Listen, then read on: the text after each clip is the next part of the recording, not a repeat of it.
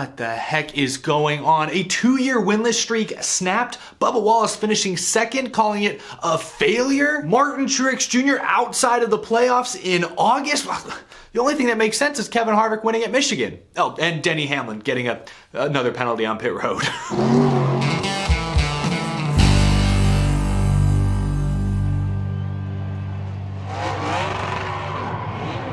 How's it going, y'all? My name is Eric. Welcome to Out of the Groove Michigan Race Review Edition. There are no shortage of storylines today. I broke out the flannel shirt a couple months early in honor of Kevin Harvick bringing Busch beer back to victory lane for the first time in nearly 2 years. Toyota had an extremely promising weekend going until it all imploded today. The playoff picture has been blown up yet again. There was a massive crash, I think in stage 1. Do you guys remember that? Feels like a long time ago. There have been so many other things to talk about the last couple hours. We'll attempt to get to all of it. This is the Michigan Race Review Edition. If you're new to the channel, be sure to hit that subscribe button. We do this kind of video every single Sunday night, and we cover NASCAR news, rumors, and much more during the week. I want to give Kevin Harvick the credit he deserves. 46 years old, he's the oldest full-time driver in the NASCAR Cup Series, winless last season. We thought maybe Harvick's washed. I never said that, but we're all kind of thinking it. Maybe the best years of Kevin Harvick are finally behind him. He had that incredible 9-win 2020 season, but hadn't won a single race since. And on this show a couple months ago, I looked at his performance the first few months of the season and said, I don't think there's any chance he wins this year. To be fair though, in a separate video, I said his best shot at winning would come at Michigan, so I'll give myself maybe half credit. But I loved Harvick's line there talking to NBC on the front stretch. Everyone that doubted us didn't know us. Kevin Harvick and Rodney Childers have been quite the dynamic duo since they teamed up in 2014. They won a championship their first full year together. They've been a perennial contender since. The last 2 years have been an anomaly. This year, I'd say, has been the worst statistical season of his career up to this point. Before winning today, he was tracking to have the worst average finish of his career since 2009, fewer top 10s than in any year since 2012. He'd been consistent enough to hang out around 10th in the regular season point standings, but nothing about Kevin Harvick this year has stood out or been spectacular.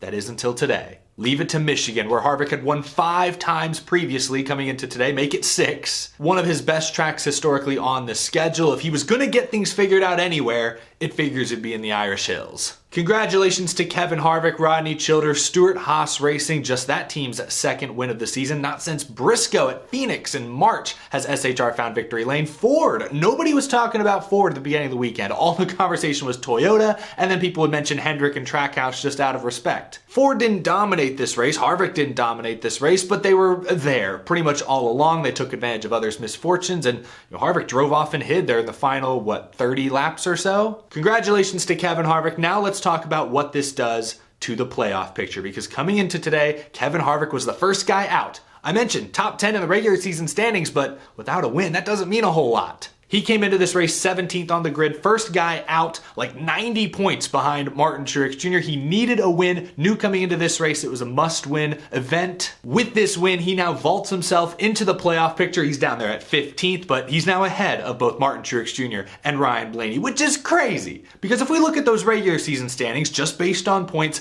Ryan Blaney is second in the standings. Martin Truex Jr., now on the outside looking in, is 4th. 15 different winners this season. This is by far the most parity we've seen since this format was introduced. This has been the most unpredictable season I can remember watching as a NASCAR fan. Harvick's win today only contributes further to that chaos. Let's talk for a second now about what this means for Martin Truex Jr. and Toyota. I want to open this up first to a larger Toyota discussion. Like I said, Toyota came into this race with very high expectations. Bubba Wallace performed well at the tire test earlier this year. They did bring a different tire to this race, but we saw in practice and in qualifying, Toyotas were quick. All 6 Toyotas, yes, including young Ty Gibbs, making just his 3rd career start as a substitute driver, all 6 qualified in the top 11. They swept the top 3 positions with Bubba Wallace on the pole for the first time. The whole pre-race show on USA Network today was focused on Toyota because Toyota looked like the manufacturer to beat. But as this race went on, for the most part, Toyota just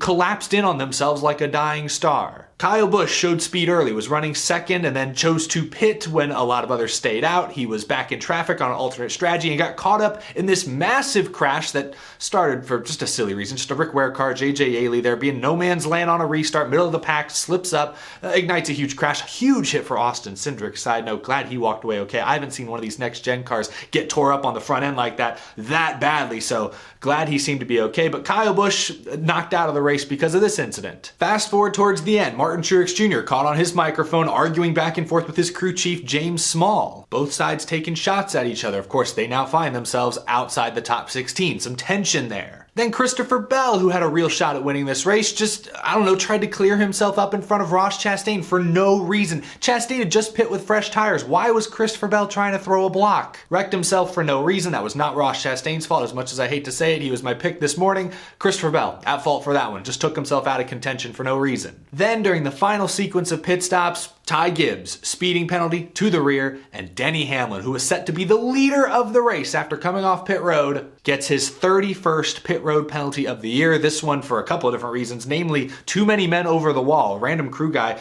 just stepped over the line to nab a loose rogue tire that was rolling away, just crossed the line. Easy call to make. NASCAR made it.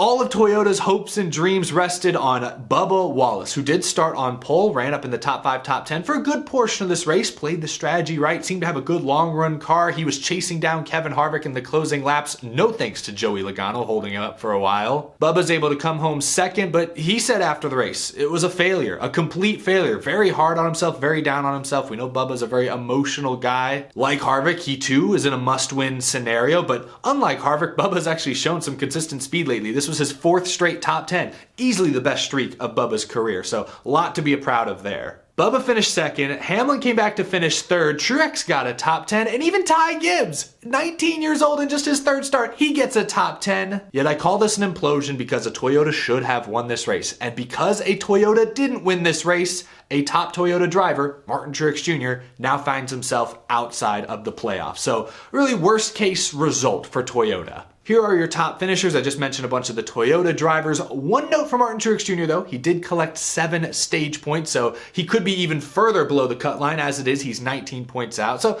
maybe not worst case scenario, but very nearly. Next week is Richmond. We'll talk about that later this week. Both Blaney and Truex were very competitive at Richmond in the spring. So man, that battle is going to be fun, very interesting, very stressful to highlight next Sunday. Moving on, looking at some of the top finishers, a couple of Penske cars finished inside the top 5. Joey Logano didn't have the best car at the end, but it was very difficult to pass out of Michigan, especially if the leading car had any sort of clean air, which Logano kind of did. Harvick went off and hit, was like 3-4 seconds ahead. Logano was able to defend his position over Bubba Wallace pretty easily, took Bubba a while to pass him. He holds on for a top 5. Ryan Blaney very much needed a good finish after losing out to Truex in the stages. Truex does come home 6th. It looked like Truex had Blaney beat, and then Blaney was able to get back by him in the closing lap. So that points battle, again, very close, very competitive. Kyle Larson ends up 7th. Eric Jones with a really solid day, another must-win driver. Showed glimpses of top 5 speed, but basically hung around the top 10 most of the day. Solid result. Bowman finishes 9th. His Hendrick teammate Chase Elliott ends up 11th. Elliott was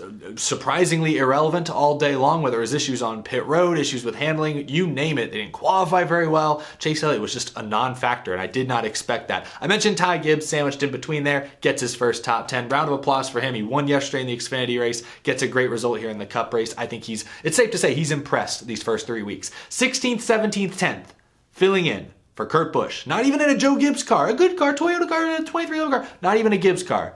Can't ask for much more. Oh, I missed William Byron there in 12th, my bad. Can you blame me? I feel like we haven't talked about William Byron since, he maybe should have won Darlington. Couple other drivers that are not pictured here I want to mention, both Trackhouse cars. Ross Chastain and Daniel Suarez finished 24th and 25th.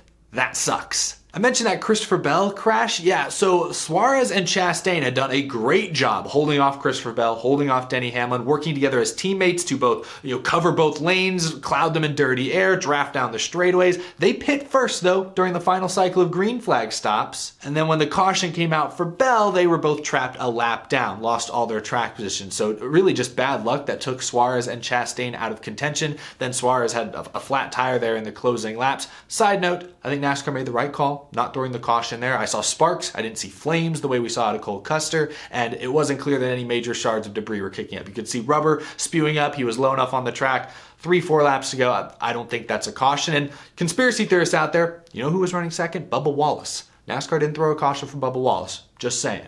I also want to give an honorable mention to Noah Gragson. He impressed the first half of this race. In a Colleague racing car, running in the top 10, running in the top 5, making 3 wide moves on Kyle Larson and Denny Hamlin for position. Really impressive run out of Noah Gragson until he just messed up shortly after a restart. Looked like he got loose. NBC didn't have a great camera angle of it. Broke the toe link and was out, finished 30th. But up until that point, great run for Noah Gragson. Showed some glimpses of maybe a legit Cup Series star one day. That's going to do it for your top finishers. Real quick, let's look one more time at the playoff grid. We usually go in that order. You've already seen this, but now Ryan Blaney has a 19-point lead over Martin Truex Jr. with 3 races to go until the playoffs begin. And you look at these upcoming 3 tracks. I mentioned Richmond, a short track that both Blaney and Truex ran well at in the spring. After that, we go to a road course, Watkins Glen. We've already seen 2 first-time winners at road courses this season, so who knows? And then, of course, Daytona. The high banks down at Daytona Beach, super speedway, pack racing to wrap up the regular season. Anyone can win that, we all know. I couldn't think of 3 more different tracks in a row to go to. Chance to provide 3 completely different winners, a completely different storyline each weekend. I'm greatly looking forward to it. I imagine Ryan Blaney and Martin Truex Jr. fans, though, probably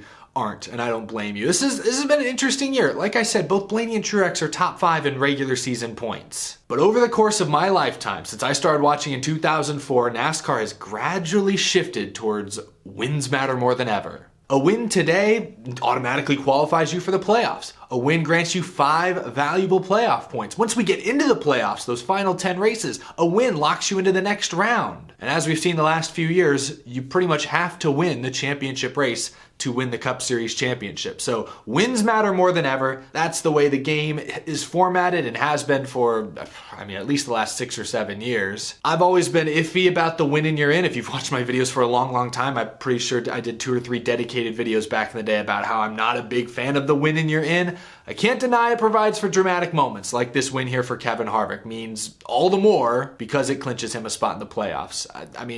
NASCAR gets the drama they were pulling for, but Martin Truex Jr., Ryan Blaney, if they make the playoffs, I think they're legit championship contenders. They're not favorites, but I would expect them to make it at least out of the first round, maybe out of the second round, and if they get hot, I could see either one of them going to Phoenix. Look at some of the other drivers currently locked in. I'm sorry, Chase Briscoe has been very up and down, more shaky than not the past few months. William Byron, he has 1 top 10 in the past 3 months or something ridiculous like that. I don't really trust Daniel Suarez to make a deep playoff run.